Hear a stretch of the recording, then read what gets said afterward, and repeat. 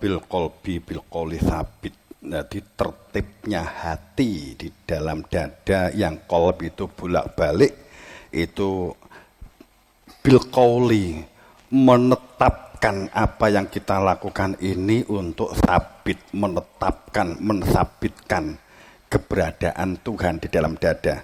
Tapi saya balik ke dulu. Sabaka, subhanallah, apa itu Bapak Ibu yang berbahagia?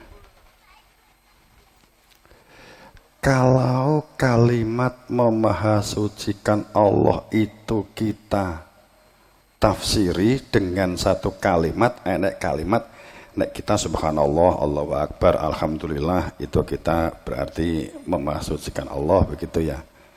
Jadi jenengan nek subhanallah itu berarti memahasucikan Allah. Selama ini mungkin pemahamannya sebatas ini, ngeten nggih. Diunggahke nggih. Aja mun mandek ndek kene tok gitu loh. Gak maju jenengan subhanallah bendin katakanlah seminggu subhanallah memasucikan Allah terus menerus, padahal yang dikatakan subhanallah itu menjadi ahli jannah. Terus jenengan subhanallah seminggu wis to jenengan lakoni seminggu tet mesti tukaran karo bojo sampean. Gini mboten? Tanggane ya mesti napa? Rasani kelok wong kok wirid ae gak ngopeni anak bojo. Nggih napa mboten? Ayo tunggahke. Jadi saya katakan subhanallah niku mboten perkara semata-mata lesan. Jadi kalimat subhanallah memahasucikan Allah itu ciri orang yang memahasucikan Allah itu pasti dia tumbuh berkembang biak, meningkat. Ciri orang subhanallah. Ngaten. Jadi pada saat jenengan itu untuk membedakan antara garam, gula, keringet, gitu. Iso bedane napa mboten? Upama jenengan disikep terus dikei di ngarep jenengan kon ngrasakne di ngarepe kon dilat iki gula iki garam sakit bentenaken sakit to nggih nek tibake dikurane nek banyu lho kok rasane ngene kaya keringet iso gak bedane itu. Jadi kalau kita memahasucikan itu hanya sekedar lesan, apa yang dikatakan sabahalilah itu masalah bahasa rasa. Bedone antarane pelem, mangga, alpukat, duren, napa malih? Ayo seperti buah, cepet-cepetan. Nanas, jeruk, salak. Kok jenengan iso bedakne niki padahal niki tandurane padha teng satu halamane jenengan. Kok roh jenengan nek iki mangga, iki alpukat. Dek rasane napa dek rupane? Kan enek pada saat kita, loh iki kan alpukat, duh rasane kok koyok mangga. Wonten apa mboten?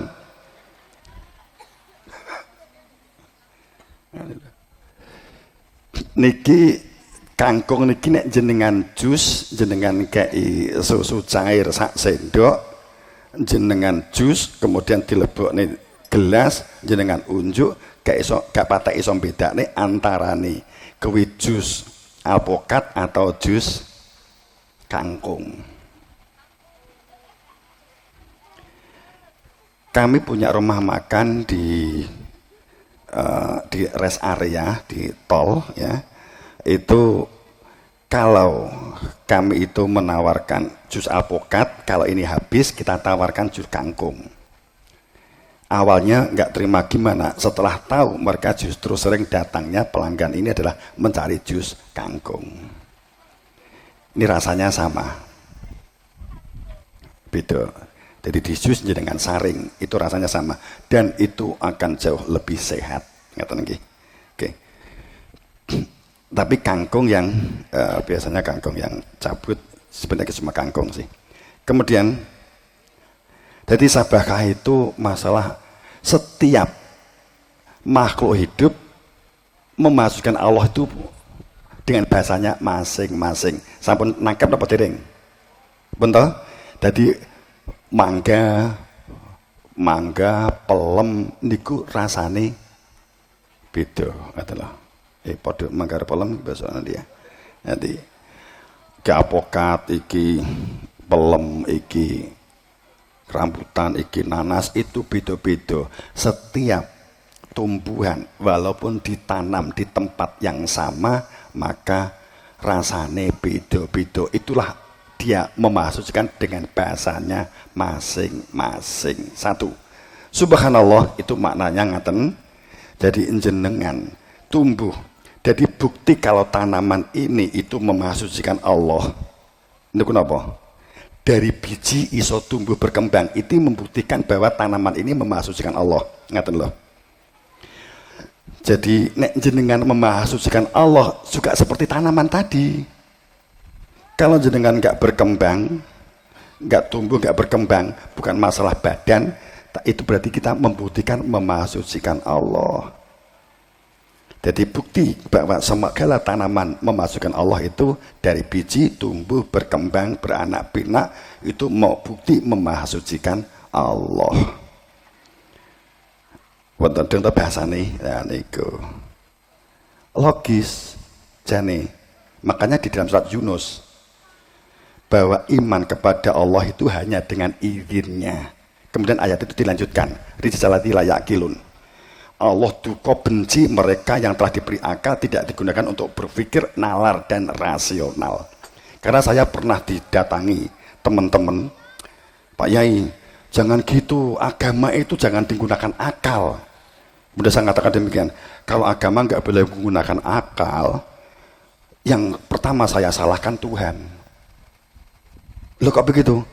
Saya lahir dikasih kepala. Kalau Tuhan itu saya lahir itu nggak boleh menggunakan akal, ya mata jangan diletakkan di kepala, di dada saja, dibuang aja kepalanya. Tidak usah menggunakan akal. Gitu. Bahkan ungkapan ulul albab, orang-orang yang berakal itu di Quran banyak banget. Gitu. Kemudian anar kita tuh sering berpikir kalau anar itu adalah api besok, ngaten nggih? Ini saya konkretkan bahwa yang dikatakan anar, kalau nar nun alif ro itu maknanya api. Oke. Tepatnya panas tepatnya. Kemudian kalau nun wawu ro itu dibaca nur. Itu maknanya sudah beda. Satu akar kata. Kalau nur itu cahaya yang akan menghidupi seseorang, kalau kita minum yang di dalamnya itu ada kandungan zat nutrisi yang dibutuhkan oleh tubuh sehingga kita dapat bergerak, beraktivitas dan menyehatkan, itu adalah kategori nur. Nur untuk makanan itu. Kemudian kalau kita memakan racun maka itu menjadi nar. Ngerti lagi? Nah, kemudian kalau di depannya ada alif lam al nar, itu sudah beda, tidak lagi bermakna api. Kalau al nar, kemudian ada tasdid an-nar, tidak lagi bermakna korek. Akan tetapi ini sudah merupakan bermakna posisi batin yang pada saat kita menghadapi situasi yang tidak pasti, menghadapi situasi yang ambigu, semua orang berpendapat ABCD, semuanya memiliki pendapat yang membingungkan bagi kita, kemudian kita kena dampaknya, yakni panik, bingung, judek, gelap, dan seterusnya, menjadikan iri, dengki, dendam, dan seterusnya, maka ini kita berada di dalam anar. Pada saat kita awalnya menuruti keinginan, lailan itu dunyo, bukan masalah gelapnya nggak ada lampu, itu lailan. Nabi Muhammad wis kula blakne pisan kadung nggih. Dadi yang namanya sakrogone pora. Sakrogone pora. Nek selama ini sakrogone to nggih, saya yakin jenengan niki jenengan tompo monggo, enggak yang dengan pemahaman lama juga enggak apa-apa. Saiki aku takok. Gusti Allah itu manggone di endi? Tuhan itu di mana? Kowe iki nek enggak karo Gusti Allah gak iso apa-apa lho. La haula wala quwata illa billah. Nahnu ilaihi minakabil warid. Duduk kowe sing balang, bukan kamu yang bandem, tapi Allah yang bandem. Kamu gak ada daya dan kekuatan, kalau daya kuatnya Allah, dan Allah itu lebih dekat dari urat leher. Nek putus kowe mati. Terus Tuhan metu di endi? Tuhan di dhuwur kono. Lha mlakukan karo sapa? Tuhan itu cedek sekali. Kemudian ada ayat faduriba bainahum babun batinuhu fihi rahmah. Setiap dari diri manusia itu ada pintu menuju Tuhan. Babun batinuhu, yang tempatnya di dalam dadanya sendiri-sendiri. Fihi, jika masuk rahmah. Waduhiru, jika keluar azab. Ayo, nek ngomong ruwetok, nek metu berarti azab. Ayo. Ayatnya ngene. Oh, nek kaget-kaget pisan kadung. Jadi keganjilan di dalam itu gitu. Apa itu salah? Saya mengatakan enggak. Tafsirnya gitu. Sakit tafsir ki apa to tafsir ki? Lah duduk terjemah toh. Tafsir kira-kira sih. Gitu. Jenengan ki nek prasangka karo bojo sampean tahu bener. Hah? Kalau dengan prasangka dengan suami prasangka dengan istri tahu bener. Tukaran toh? Quran diprasangkai. Jadi saat kita berbicara perihal tentang Isra itu perjalanan dunia ini loh. Itu dunia ini loh perjalanan untuk Isra. Asron itu fi'il masdar. Itu masdar itu. Majhul. Jadi enek sing bimbing. Gitu loh. Ya, Bapak Ibu. Ini tentang Isra Mi'raj. Jadi intinya di dalam Isra Mi'raj itu adalah Nabi itu didampingi malaikat Jibril. Kemudian pendapat derajatnya lebih tinggi Nabi Muhammad dikarenakan saat di peringkat 7 langit 7 Nabi Muhammad ke Sidratul Muntaha. Kemudian malaikat Jibril ini masih tetap di langit 7. Berarti membuktikan bahwa Nabi Muhammad itu derajatnya lebih tinggi. Semua dai yang kita dengar begitu. Pangapunten. Tidak begitu saudara-saudaraku. Ayatnya tidak begitu saudara. Kingga aku tinason itu konsep Ustaz kayak enggak. Jadi pada saat itu menunjukkan bahwa Nabi Muhammad itu sekaliber Nabi Muhammad itu punya guru untuk mengenal Tuhan. Ngaten lho. Sekaliber Nabi Muhammad punya guru untuk mengenal Tuhan. Maka Imam Ghazali ngendikan, sopo man fi dunia, sopo manusia di dunia. Kemudian ungkapan bahwa man laisa seh, tidak memiliki guru yang menunjukkan keberadaan Tuhan dan jati dirinya, maka fasaiton, maka gurunya setan. Al-Ghazali. Kemudian yang sering kita manakipi yakni Syekh Abdul Qadir Jailani. Kalau Syekh Abdul Jailani malah lebih ngeri. Man laisa syekh fa apa? Iblis kan gitu ya. Malah ngeri. Guru yang menunjukkan, ada guru syariat, ada guru maknawi, ada guru hakikat. Siapa tidak memiliki guru yang menunjukkan keberadaan jati diri fitrah manusianya, maka gurunya setan. Itu masalahnya ini. Jadi Nabi Muhammad itu menunjukkan dia punya guru. Malaikat itu hak Tuhan sendiri, cakupan Tuhan sendiri. Jibril itu Jabar Eli. Hak Tuhan, siapa yang ditunjuk itu hak Tuhan, wilayah Tuhan. Dan yang ditunjuk jika berani mengaku, saya hancurkan. Itu ayatnya begitu. Kemudian pada saat Jibril, itu malaikat Jibril Jabar, menjabarkan detail, mengetahui persis Eli tentang Tuhan, disebut malaikat Jibril. Ngaten.